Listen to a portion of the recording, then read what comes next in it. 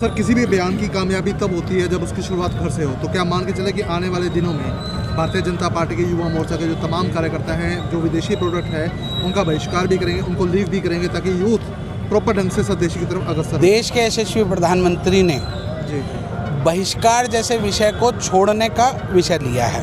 ठीक है।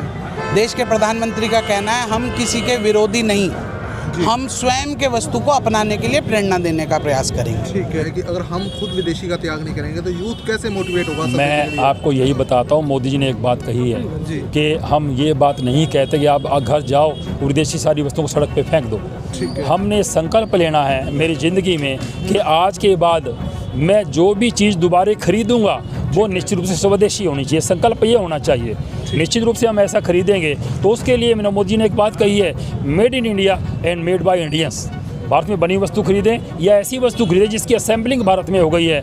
इस तरह करते हुए हम इसको संदेश को made in India made by Indians करते हुए हम मेड फॉर द वर्ल्ड तक जाएंगे। देश के यशस्वी प्रधानमंत्री नरेंद्र मोदी जी के नेतृत्व में भारतीय जनता पार्टी ने 2047 तक भारत को विकसित राष्ट्र बनाने के लिए संकल्प लिया है। इस संकल्प के निमित्त भारतीय जनता पार्टी ने 3 महीने का 100 दिन का ये अभियान शुरू किया। 25 सितंबर पंडित दीनदयाल उपाध्याय जी की जन्म जयंती से श्रद्धेय अटल बिहारी वाजपेयी जी की जन्म जयंती तक इस अभियान 25 दिसंबर तक ये चलने वाला है। इस अभियान के निमित्त भारतीय जनता पार्टी हरियाणा ने तय किया है कि हम 1 करोड़ की संख्या तक जनसंपर्क करेंगे, जिस लक्ष्य को हम निश्चित रूप में 25 तारीख तक छूने का लक्ष्य है जो हमने लिया है, हम उसे पूर्ण रूप से लेंगे। इस प्रदेश के यशस्वी मुख्यमंत्री नायब सिंह सैनी जी ने इस जिले से नशा मुक्त प्रदेश कैसे बने इस बाइक यात्रा की शुरुआत की थी। वो एक विकसित राष्ट्र की नींव है, क्योंकि हमारे देश का युवा इस भारत का, इस राष्ट्र का भविष्य है। उस युवा के कंधों पर ही यह भारत का भविष्य टिका हुआ है और निश्चित रूप में मुझे ये यकीन है कि भारत का युवा देश के प्रधानमंत्री के साथ कंधे से कंधे मिलाकर इस भारत को विकसित राष्ट्र बनाने के लिए प्रतिबद्ध है। तो किस तरह से युवाओं को स्वदेशी के लिए मोटिवेट करेंगे, क्या कुछ कहेंगे? भारतीय जनता युवा मोर्चा ने भिन्न भिन्न प्रकार के कार्यक्रम, हमारे भारतीय जनता पार्टी का एक आयाम है, उसमें एक युवा मोर्चा है। युवा मोर्चा ने एक भिन्न भिन्न प्रकार के कार्यक्रम किए हैं स्कूलों में, कॉलेजेस में, और जितने भी युवा अन्य स्थानों पर हैं वहां पहुंचकर युवा मोर्चा प्रेरित करने का काम कर रहा है। निश्चित रूप में युवा हमारे साथ जुड़कर भारत को विकसित राष्ट्र बनाने के लिए प्रतिबद्ध है। तो कब तक कंप्लीट हो जाएगा आपका ये टारगेट युवाओं को?